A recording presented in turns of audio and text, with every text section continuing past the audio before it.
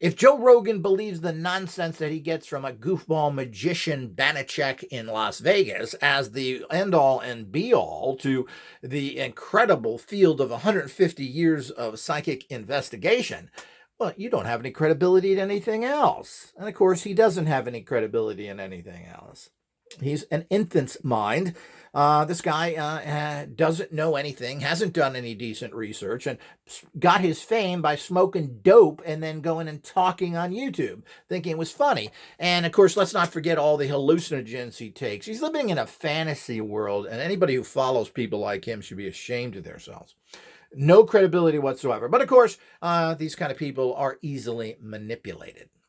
So, let's go to another very straightforward actual spoon bag. Now, here's one that gives you two different spoons. We'll get into other things here.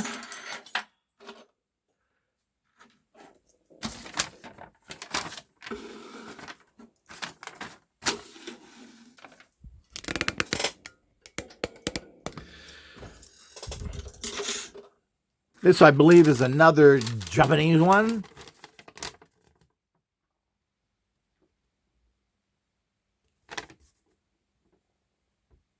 Yeah. So this is a Japanese product. Apparently the Japanese love magic tricks. And please practice repeatedly to perform the trick skillfully. And eat some sushi. Okay. So, and of course, here's the original instructions on the back in Chinese. Or Japanese. I believe it's Japanese. Yeah, it's Japanese. Okay. So the Magic King, which is the company's name that makes this, spoon bending, I guess it's medium difficulty. Well, here you get the two.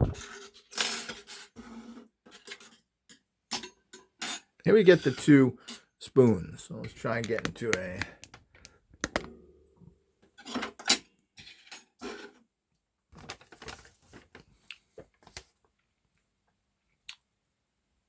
They want you to hold the spoons in each hand. Your thumb and forefinger to show everybody. Hey, looky here, looky here, looky here, looky here. Okay. Then he takes one of the spoons. I'll put this spoon in my pocket. Notice that, again, the distraction that's going on there, that why would you have two spoons if you're only going to demonstrate one? Then you take one of the spoons that you have left, let's go to there, and you're doing this with it. Let me see how they have it. They're holding it, and then with this, they're doing this. And of course, that may even look like it's bending.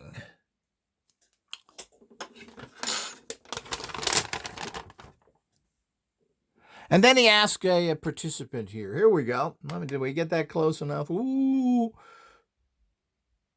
And you can get any spoon to do this with, particularly any spoons that bend very easily you may have.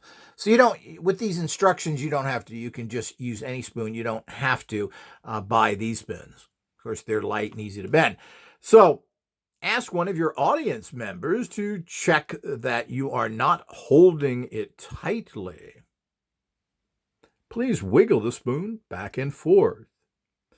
And of course, it's showing here how lightly you're grabbing it. I don't know if you can see that here. That's so when the person wiggles it back and forth, that it shows that you're not holding it tightly. Let's move on to 5 here. Let's have someone else check it. Ask another audience member to check it. You're doing the same thing. Ooh, looky this. Okay, important point.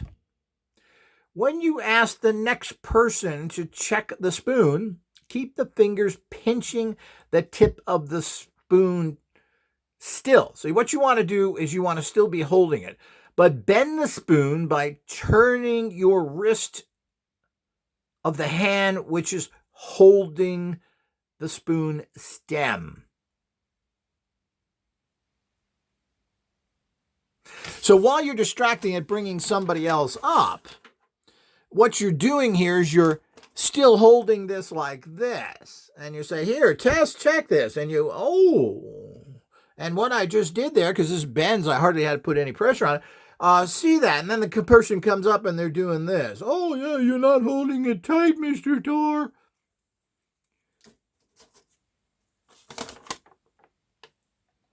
And you're asking again. And okay, is there another one? Please check that I am not. And get all this holding tight. What does holding tight have to do with anything? He's trying to say that he's not manipulating it. And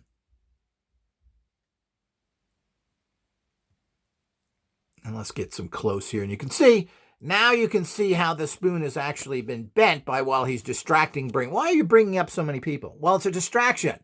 You can see how he's bent it already over here by what I've just did, because he had his fingers over here. Notice that he's down to one hand again. Notice the trick here.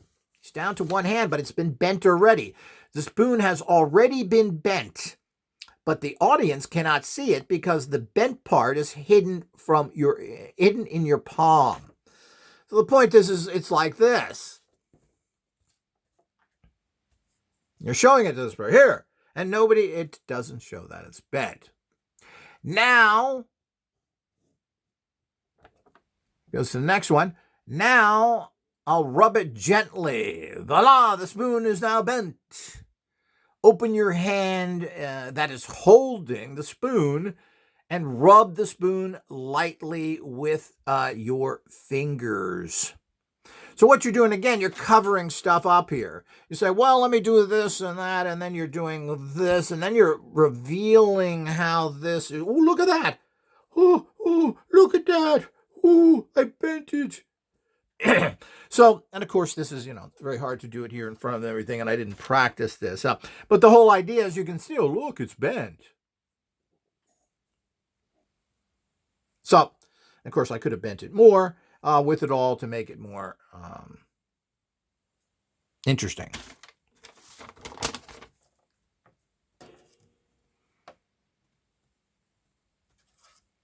And the final, let's compare this with the other spoon. Take the spoon from your pocket and compare the two spoons. So people, well, that isn't bent enough, Doctor. I'm not so sure about that. Well, then you say, well, look at that. Look at the difference. And again, this is just all Hollywood nonsense. It's totally meaningless of how that's particularly works. So now you can see how this could work very easily. It's all about the bending the spoon ahead of time in your hand by bringing people up, distracting them, having something that doesn't appear to be bent, and then revealing it that it really is bent, and then comparing it to the other ones. Now, this may seem silly or badly done in this kind of a medium explaining it to you, but if I was to do this in front of you someplace, we would easily be able to show you the difference. And the whole idea of producing two spoons gives it further verification that these aren't trick spoons necessarily, even though these are very easy to bend. The bottom line is that, look at that. Here's the other spoon. But look at how it's bent here. All that from your mind power. Now, we need to understand these kind of tricks. Now, there's nothing about this in any way that is... this is very easy to pull off on anybody because nobody's going to think that these are in any way trick spoons or that what you did there, they're accepting you at face value. And, of course, that's something we all should be careful of, period.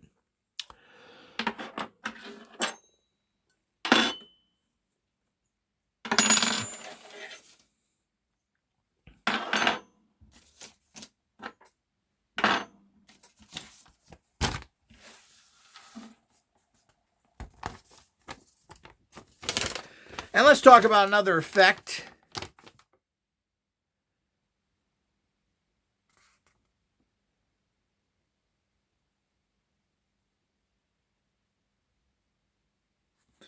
Here's another one, which is a trick here. I had these for a while, I'm not sure. Okay. Perfect bend. When you pick the spoon, now he's got all these spoons put together here, and again, this is what you see on tables and A lot of times we don't know. Magicians will actually bring in their own. They say, well, the production company got all these spoons here. I had nothing to do with them. But you'll have one that you've palmed, and you'll drop it in with the other ones there when nobody is looking. Make sure you pick when you pick a spoon, you should position it in a straight line, the natural look. Now, as shown in the following figure, let the spoon bend. To maintain full control, you should practice this several times. To get a perfect effect, swap the gimmick spoon with the supplied bent spoon. So, and here's again, how do you swap it and other things. So what actually they're going to have, this doesn't deal with the, here's the bent spoon that you're working with. You're gonna, so the whole idea is that you swap, and of course it looks like you're bending things. What you're doing is twisting things. Anytime you have something like this, so, but what you're doing here is faking it by picking up.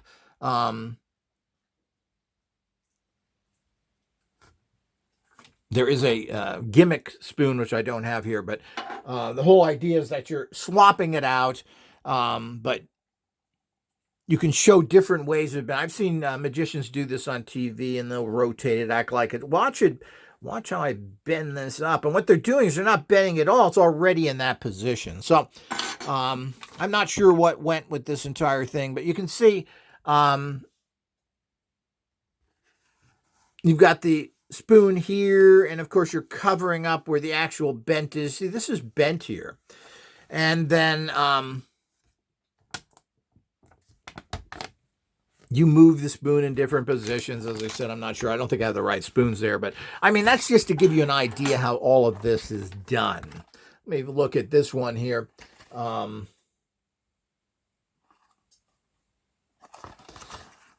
This is the one we already showed you from Japan, level 2, which of course is you getting the 2 spoons. You're bending it in your hand because they're very soft, and then you're comparing the 2.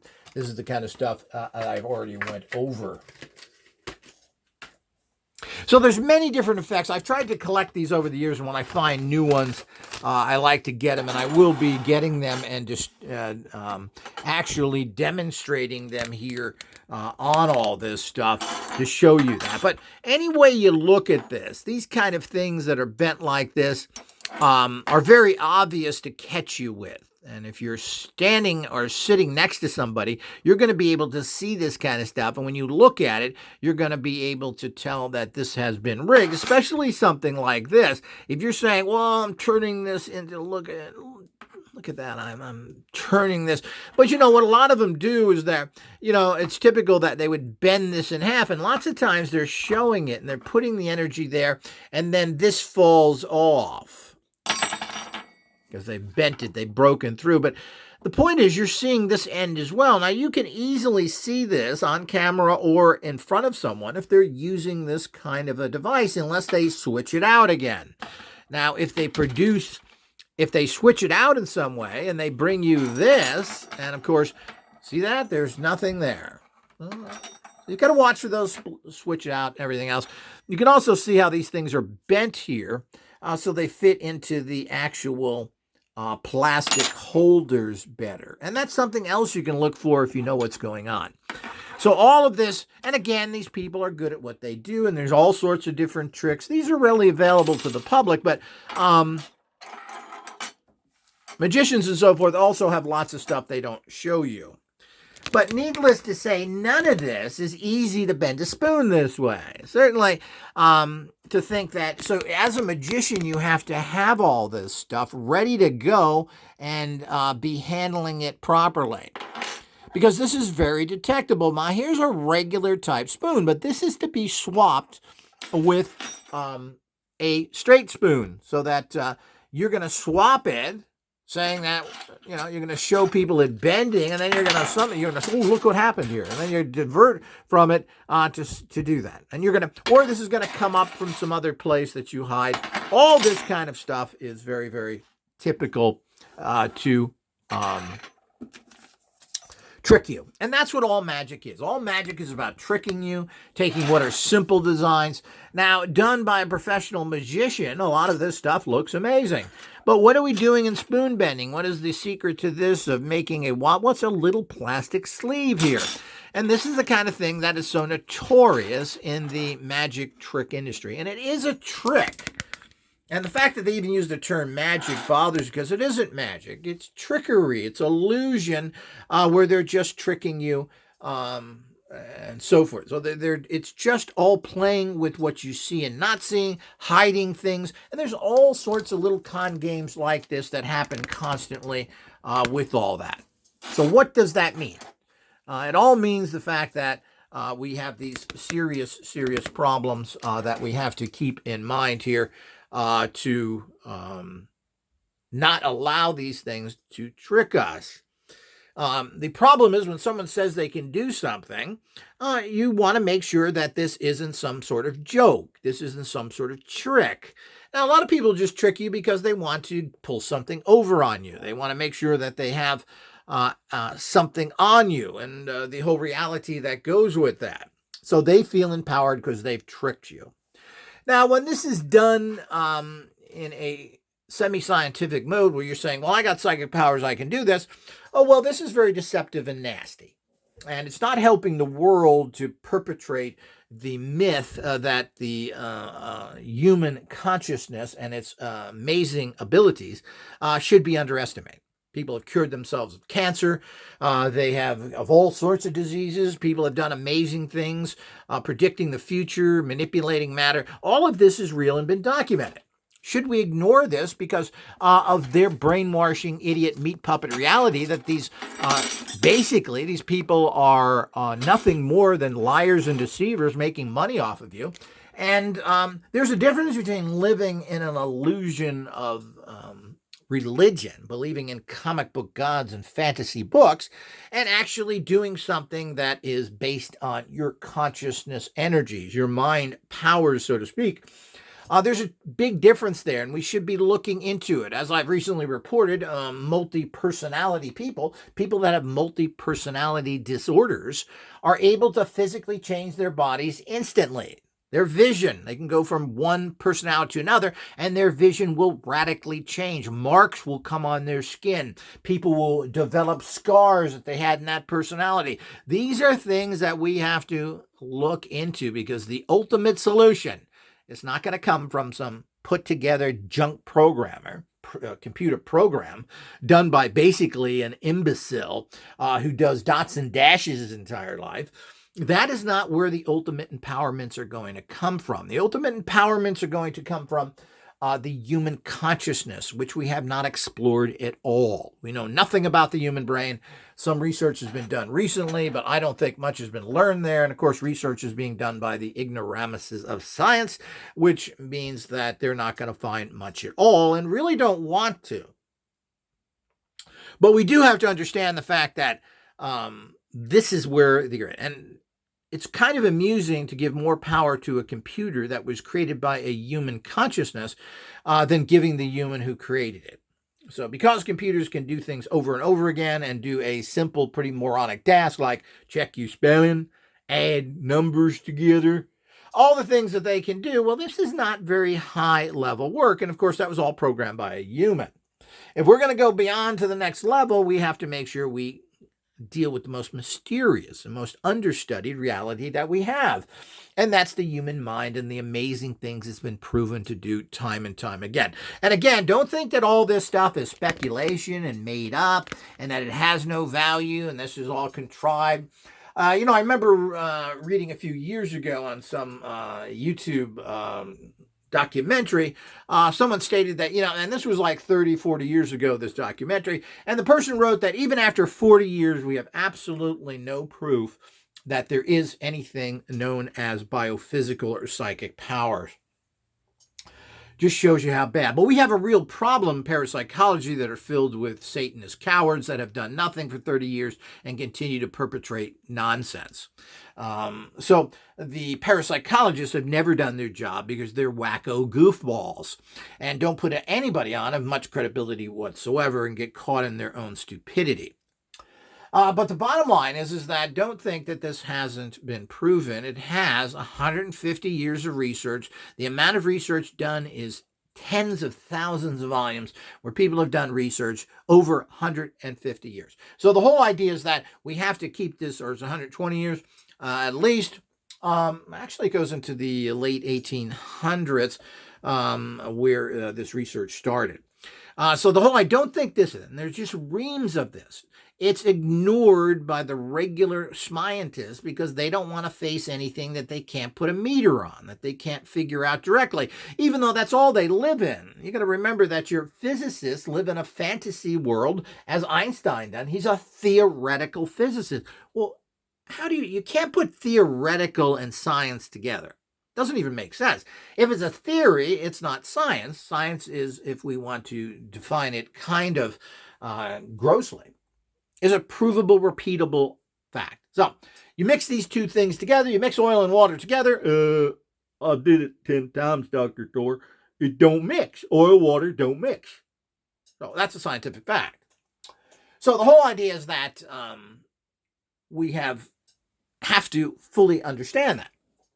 So when you can't get that going, when you have to think, when you have to come up with new ways of investigating, well, then there's a big problem. But, science is notorious for this. You can go back, scientists stated that if man went 55 miles an hour in an open vehicle, their face would rip off. I mean, look, this is what they've said. Bill Gates stated the internet is a big failure. This is a guy who didn't even graduate college. He only graduated high school. Bill Gates, he never finished college. He only went for a few months. So the whole idea is that these are all the things that go with it and all the other booms that are out there as your big techie people, including Steve Jobs, who just barely got out of high school, never even got involved in college whatsoever, went to India and got named Little Turd by his masters. We will call you Little Turd. Go make crap, make money out of my face. So the whole idea is that those are the kind of things that we will, so we've got to understand that. And the problem is that the parapsychologists don't spend any time going over the proven research out there. Sometimes they mention it, but this has to be hammered into the public. There should be a book that comes out of that. But, parapsychologists are their own worst enemies. People like Dean Radin and his book about so-called magic. Well, I found that book very interesting, but he was a very uneducated person to do anything on magic, and he did a disservice ultimately.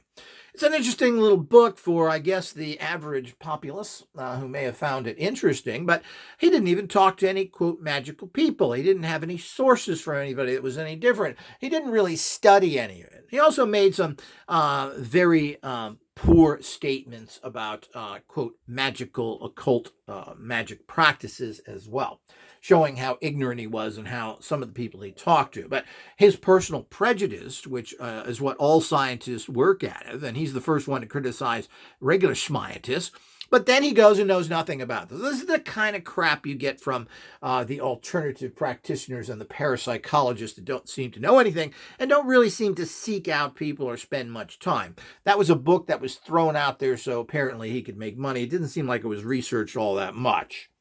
And that goes for so many other things. Now, all of this, we have to be very, very understandable that we have the blind leading the blind. And parapsychologists are notorious cowards and do-nothings and haven't done it. They want to be accepted by the scientific community, and that means they have to be milquetoast little cowards that say nothing.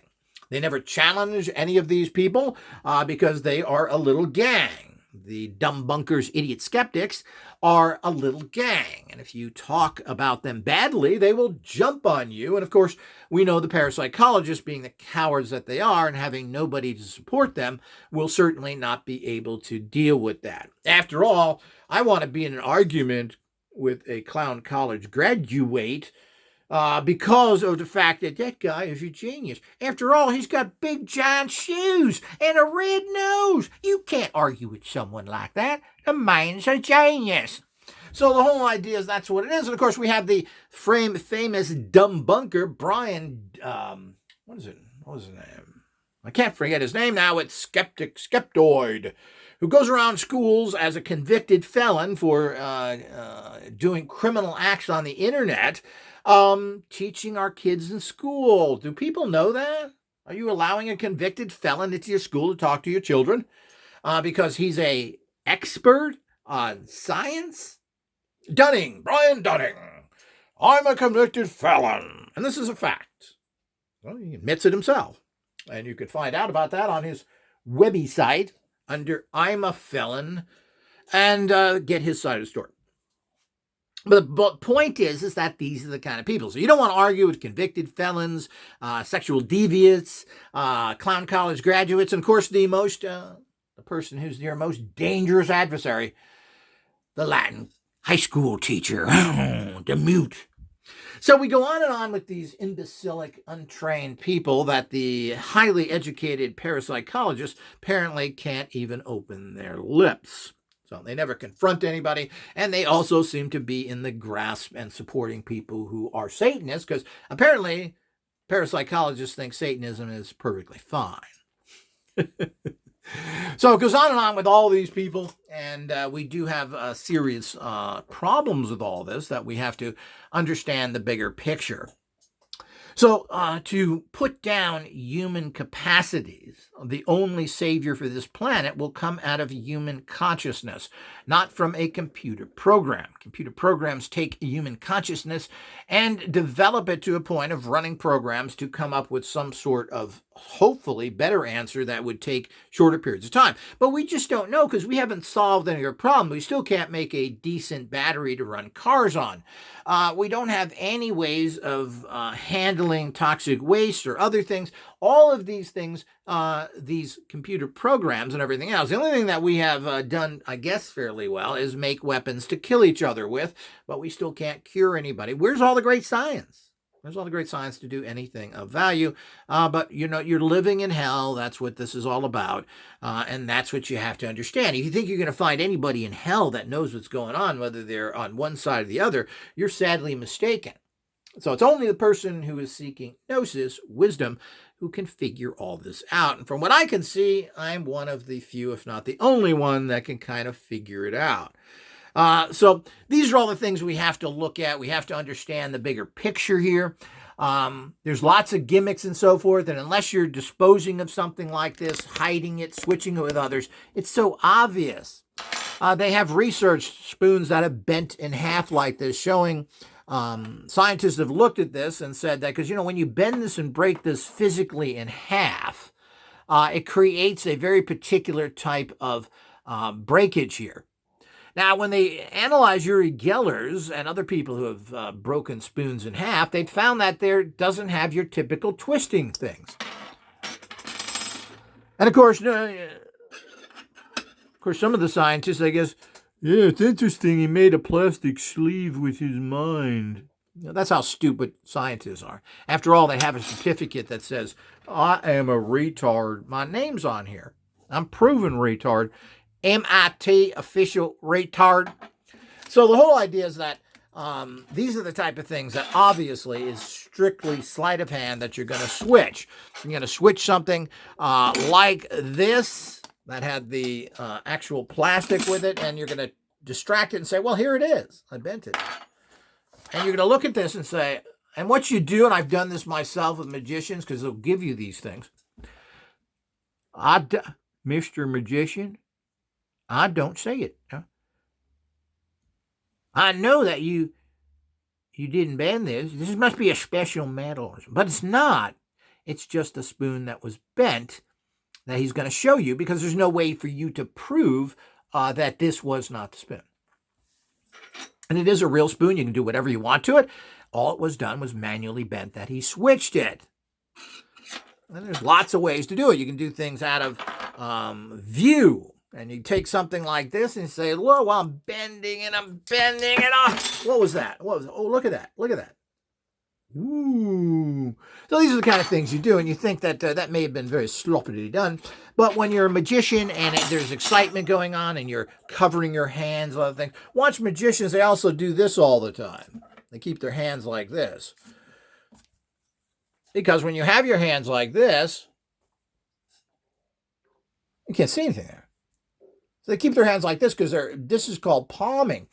So the whole idea is that these are the type of things you can do, and and these tricks are very fascinating.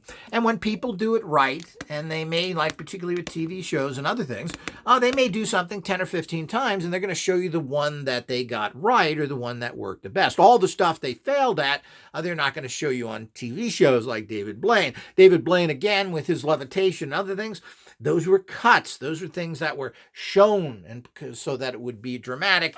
And he claims to be no camera tricks, but there are all sorts of camera tricks in those types of things. So we'll talk about that in other particular videos here, but I think it's quite fascinating. And you can get these tricks online. You can go to Amazon, eBay, etc., and you'll find these things. I recommend people get these kind of things. And use them to impress people at their friends, family, at bars, restaurants, and on the street, to show people what kind of amazing powers they have, because that's what the magicians and the freaks are doing. All these people who really have no idea what's going on are tricking people with the most ridiculous types of things to prove their power. And people that are, whether you're into radionics or more magical end of it, being a techno mage, you need to show people idiot power so that you can impress them. And that's all part of the game. That's what life is all about. Putting up a big bunch of nothing and feeding, billions of dollars to criminal organizations like defense contractors, while Americans sit on the street and living in boxes. But we got billions and billions and billions to give to criminal governments to cause world wars. So these are all the things going on that we have to be very cognizant of. So with all that, it's important that we understand the reality that's actually going on here. And of course, as a techno mage, you should be a person to play the game of this society as well. So that's all part of it. People that have power need to demonstrate it in silly ways to others. But you can also learn how to bend spoons yourself. It's pretty easy once you do it. And pretty soon you'll be bending like the masters. And remember that job out there for anyone that wants it, to go around the world unbending Uri Geller's bent spoons, because there is a spoon shortage and we need to deal with that. Now, do you have a question you want answered? Well, let's talk to the Magic Pyramid. Think of a question.